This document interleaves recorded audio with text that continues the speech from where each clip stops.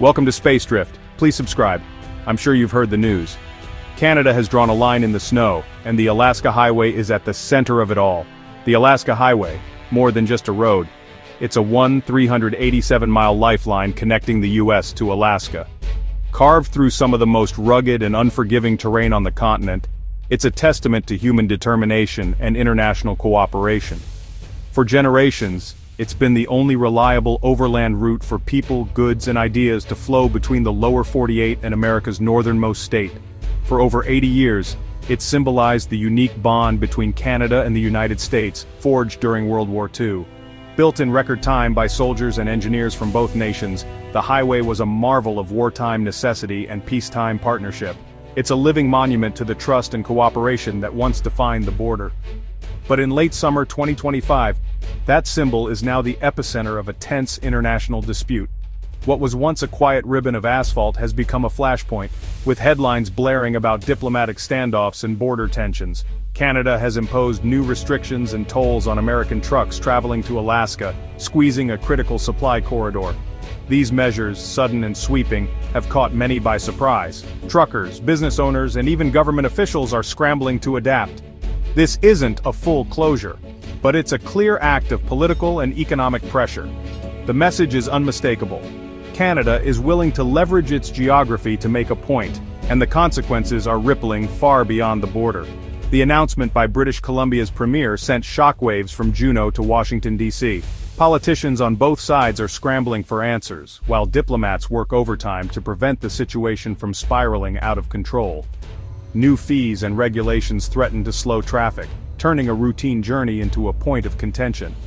Truckers now face hours-long waits, mountains of paperwork, and uncertainty about whether their cargo will make it through. For Alaskans, the highway is an umbilical cord. Fresh produce, medical supplies, and vital oil industry components all depend on it. Every shipment delayed means empty shelves, postponed surgeries, and stalled projects in a state where alternatives are few and far between. Canada's move is a direct threat to the daily lives and economic stability of nearly 730,000 Americans. Families worry about rising prices and shortages, while local businesses brace for losses that could last for months. The trucks still roll, but every mile now feels uncertain, a friendship under strain, and a future up in the air. The sense of unease is palpable, as drivers wonder what new obstacles might appear around the next bend. This is the story of how a single road became the front line of a new North American conflict, a test of resilience, diplomacy, and the ties that bind two nations together, even as the snow begins to fall. Canada's restrictions weren't made in isolation. They came after weeks of tense discussions in Ottawa, as officials weighed the potential fallout of escalating trade tensions with the United States. The Canadian government knew it had to act decisively, but also carefully, to protect its own interests without sparking a full-blown trade war. These new measures are a direct response to President Trump's threats of steep tariffs on Canadian goods, tariffs that could have a devastating impact on Canadian industries, from steel and aluminum to agriculture and forestry. Trump's America First rhetoric left little room for compromise, forcing Canada to consider its own leverage points. Prime Minister Trudeau and his team needed to show Canada wouldn't just accept American economic pressure. They wanted to send a clear message to both Washington and the Canadian public. Canada would stand up for itself, even if it meant taking bold, unconventional steps. The Alaska Highway, a unique point of leverage, became their tool. This vital route, connecting Alaska to the rest of the U.S. through Canada, suddenly offered Ottawa a way to push back without direct confrontation. Officially, Canada cites environmental protection and Indigenous rights, arguing that summer traffic strains sensitive lands. These justifications resonate with many Canadians, who value the country's natural heritage and the rights of Indigenous peoples. But most observers see this as a strategic power play, not just environmental stewardship. Analysts point out that the timing and scope of the restrictions align too closely with the trade dispute to be a coincidence. By tying the move to domestic laws, Canada maintains plausible deniability while exerting real pressure. This legal framing allows Ottawa to claim it's simply upholding its own regulations, even as it sends a pointed message to Washington. This marks a shift in Canadian foreign policy, no longer just the cautious partner, but willing to retaliate asymmetrically. Canada is signaling that it can play hardball when pushed, and that it won't hesitate to use its unique geographic position to its advantage. With Trump's unpredictable tariffs looming, Canada is exploiting Alaska's isolation to defend its interests. The move disrupts a critical supply line, reminding the U.S. that its northern neighbor can influence American life in unexpected ways. The message, Canada won't be bullied, and it's ready to hit where it hurts. This stance has rallied public support at home, with many Canadians seeing the move as a necessary stand for national dignity. The Alaska Highway is now a chess piece in a much larger game, as both countries test each other's resolve and search for leverage in a rapidly changing relationship. President Trump's response was immediate and explosive. He blasted Canada's move as a hostile action and a disgraceful blockade, rallying his base with tough talk. Trump targeted Prime Minister Trudeau, calling him weak and personalizing the dispute. He sidestepped trade law and environmental policy, framing the issue as a test of American strength. The administration threatened new tariffs and import restrictions, signaling a willingness to escalate. Trump's messaging turned the highway dispute into a centerpiece of his America First campaign. He argued that allies like Canada have taken advantage of the U.S. for too long.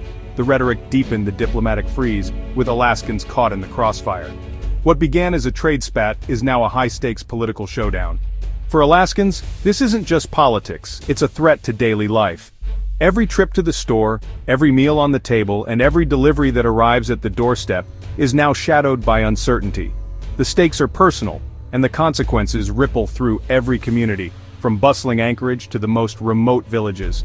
While most goods arrive by sea, trucks on the Alaska Highway deliver what's most urgent: fresh food, medical supplies, and vital equipment. These trucks are the arteries that keep Alaska alive, braving long distances and harsh conditions to ensure shelves are stocked and hospitals are supplied. Without them, the flow of essentials slows to a trickle. The Alaska Trucking Association warns that new tolls and delays will drive up costs, hitting consumers hardest. Truckers face longer waits at borders, more paperwork, and unpredictable expenses, all of which get passed down to families and businesses already stretched thin. Prices for groceries, building materials, and electronics are set to rise in a state already facing high living costs. For many, even small increases can mean tough choices, cutting back on essentials or delaying important purchases. The cost of living, already among the highest in the nation, threatens to climb even higher. The oil and gas industry, construction, and mining all depend on timely deliveries. Delays could mean costly shutdowns. Projects that fuel Alaska's economy and provide jobs are at risk, as every missed shipment can halt progress and put livelihoods in jeopardy. The new restrictions inject uncertainty into business planning and supply chains. Business owners are left scrambling to adapt, unsure if the goods they need will arrive on time or at all. This unpredictability makes it nearly impossible to plan for the future. Alaskans, already feeling isolated, now see their connection to the lower 48 threatened.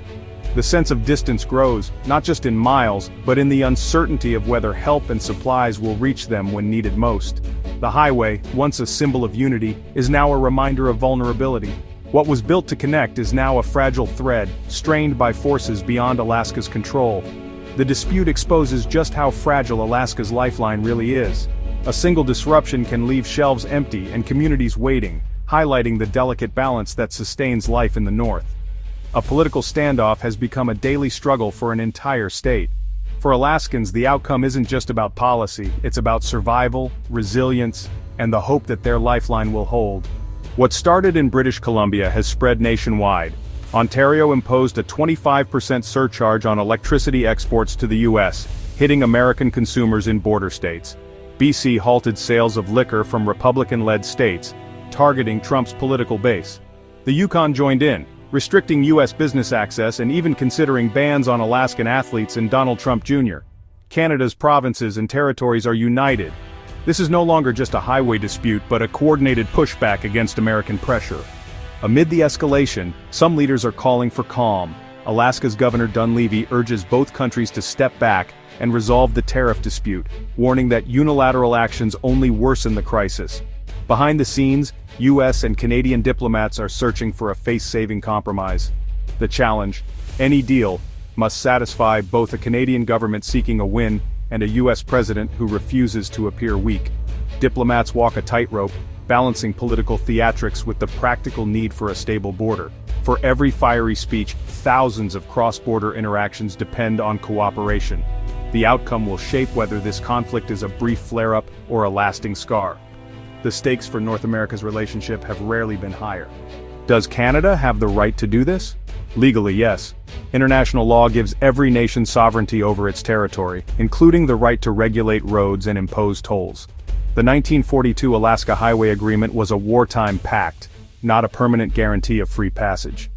Canada's new tolls and regulations are logistically simple to enforce and hard to challenge in court. By grounding its actions in domestic law, Canada avoids international legal battles and forces the US to respond politically. This is a carefully chosen battleground, one where Canada holds the legal high ground. Sovereignty is both Canada's shield and its sword in this standoff. Beyond politics, the dispute is reshaping daily life along the border. Families, businesses, and communities that once moved freely now face uncertainty and new costs. Tourism and trade are disrupted, and even cultural events like the Arctic Winter Games are under threat. The chill in relations is felt everywhere, from supply runs to Whitehorse to flights between Seattle and Victoria. The best hope is a swift diplomatic resolution, but the risk of lasting damage is real. A prolonged standoff could entrench economic pain and reshape the US-Canada relationship for years. For now, the people of the North can only wait, hoping the Alaska Highway will once again unite, not divide. The road ahead is uncertain, but the stakes could not be clearer.